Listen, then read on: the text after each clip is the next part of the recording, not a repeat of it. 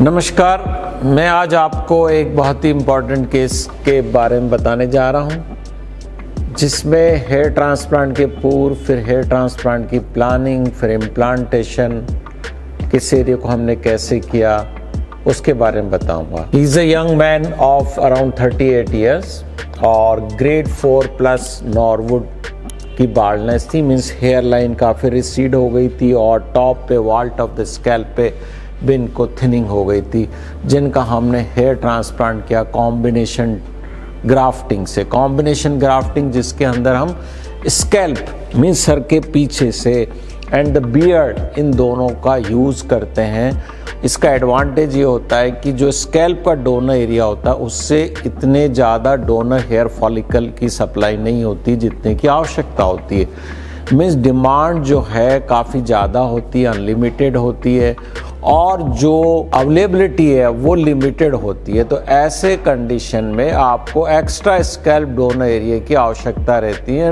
We at Rejuvenate Hair Transplant Centre, myself and doctor Seema are doing it very regularly. We extract donor hair follicle from the beard, chest, abdomen and the other parts of the body to give better density and the better cosmetic look, even in the advanced grade of baldness. तो इनको transplant के बाद में ये इनका look है, transplant के पहले ये था। अब मैं आपको इनकी पूरी प्लानिंग बताता हूँ कि शेव किया जाता है, शेव के बाद में ये एंट्री हेयर लाइन डिज़ाइन की जाती है, टेम्पोरल एरिया डिज़ाइन किया जाता है और सर के ऊपर की प्लानिंग की जाती है, और इसमें असेस किया जाता है कि कितने एरिया में कितने ग्राफ्ट हमको डालने हैं। तो ये पूरा का पूरा ट्रांसप्लांट किया गया। हेयर लाइन आप देखिएगा कि हमने इरेगुलर हेयर लाइन बनती है। इसके अंदर जो आप देख रहे हैं इरेगुलर हेयर आगे पीछे हैं, आगे बहुत ही थिन ग्राफ्ट लगाए जाते हैं, सिंगल हेयर फॉलिकल यूनिट लगाई जाती है, क्योंकि हेयर लाइन जो है ना सॉफ्ट होनी चाहिए। कई बार यहाँ पर यंग या अनट्रेंड हेयर ट्रांसप्लांट सर्जन जो होते हैं उनको लगता है आगे से अच्छा लगना चाहिए, तो they put multi follicular unit graft और मोटे मोटे ग्राफ्ट लगा देते हैं, तो it becomes harsh. So we should make a natural soft looking hairline. और वो कैसे बनेगी, जहाँ हम इसमें सिंगल हेयर फॉलिकल यूनिट डालते हैं और रिलेटिवली थिन ग्राफ्ट्स को आगे डाला जाता है और इरेगुलर हेयर लाइन बनाई जाती है। ये ट्रांसप्लांट के बाद में है। फिर ये टॉप पे आप देखिएगा कि इतने एरिया में इनकी डेंसिटी कम थी, इवन ऑलमोस्ट हम कह सकते हैं diffuse pattern of hair loss बोल सकते हैं। स्कैल्प शो काफ़ी सिग्निफिकेंट हो रहा है फ्रंट से लेके पूरे वॉल तक।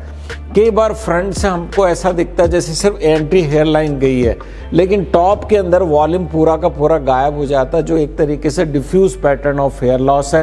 तो इस एरिया में भी, इन बालों के बीच में भी बाल डाले जाते हैं।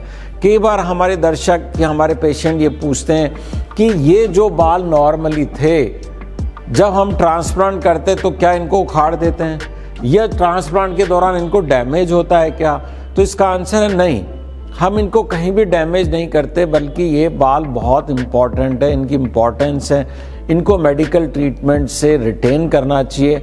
ऐसे समझिएगा कि ये बाल आपके हैं और ये गैप है इसके बीच में, जैसे इनके बीच में एक गैप दिख रहा है, ये गैप आपको दिख रहा है, तो इस हम लूप काम में लेते हैं मैग्निफिकेशन से। मैग्निफिकेशन से ये जो स्पेस नॉर्मली ऐसे दिखता है, लूप लगाने के बाद इतना गैप दिखता है, तो हम आराम से इस गैप के बीच में, इन दो बालों के बीच में नया बाल लग के डाल देते हैं। और ये आप यहाँ पर देख रहे हैं कि ये अब पूरा सिर भरा हुआ लग रहा है यहाँ के अंदर, और ये भी बाल हैं इनके, और जो हमने डाले वो भी है। तो 1+1 2 मीन्स ये बाल थे, ये बाल हमने लगा दिए।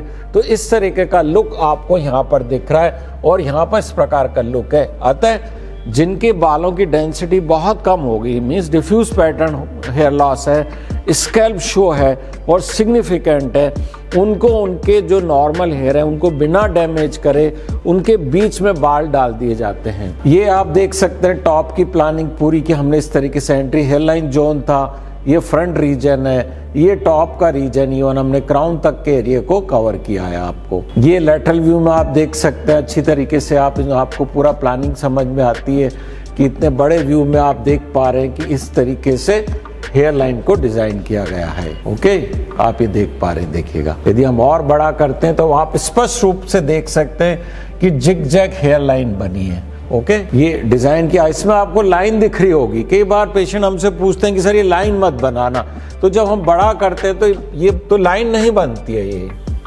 ऐसे जिग जैग बनता है, जब बनाते तब ऐसा बनता। ओके, तो ये आपने सारी प्लानिंग देखी और इसको समझा कि हमने कॉम्बिनेशन ग्राफ्टिंग में किस तरीके से बियर्ड और स्कैल्प के हेयर फॉलिकल को, डोनर हेयर फॉलिकल को लेके एडवांस ग्रेड ऑफ बाल्डनेस के अंदर भी हम बड़े एरिया को डेंसिटी भी ज़्यादा दे सकते हैं और जो कॉस्मेटिक लुक है, फुलनेस ऑफ हेयर बेहतर दे सकते हैं और स्कैल्प शो को काफ़ी हद तक हम रिड्यूस कर सकते हैं। अब कॉम्बिनेशन ग्राफ्टिंग में कई बार एक क्वेश्चन होता है कि सर अपने सर के पीछे से भी बाल लिए और बियर्ड से भी लिए, तो बोले बियर्ड के बाल की प्रकृति तो अलग होती है, स्कैल्प के अलग होते हैं, तो यहाँ पर कैसे लगेंगे और इसको कैसे लगाया जाता है? तो आपका क्वेश्चन बिल्कुल सही है। हम बियर्ड और स्कैल्प के हेयर को इस प्रकार मिक्स करते हैं, मिक्स मतलब उनको रख के ऐसे मिक्स नहीं किया जाता है, यहाँ पर इस पैटर्न में डालते हैं कि स्कैल्प का बाल, बियर्ड का बाल, स्कैल्प का बाल और बियर्ड का बाल, इस प्रकार से करते हैं कि वो बिल्कुल अलग से स्टैंड आउट नहीं होते हैं। पहले दिन हम क्या करते हैं, जितने एरिया में हमको प्लान करा, जितना ये है मान लो, इस एरिया के अंदर पहले दिन सारे स्कैल्प के हमने बाल डाल दिए। आप देख सकते हैं इसके अंदर, आप अच्छी तरह देख पा रहे होंगे कि ये बहुत सारे गैप छोड़े हुए हैं इसके अंदर, और यहाँ पर आपको ब्लू डॉट दिख रहे होंगे, ये ब्लू डॉट, ये एम्प्टी स्पेस है। तो पहले दिन का फोटोग्राफ है ये, जब हमने इसको सिर्फ स्कैल्प के डाले और बियर्ड के डालने के लिए हमने जगह खाली छोड़ दी, ये आप देख सकते हैं। और नेक्स्ट डे हम वापस पेशेंट को बुलाते हैं, बियर्ड से ग्राफ्ट लेते हैं और इसके इस गैप के बीच में उनको डाल दिया जाता है।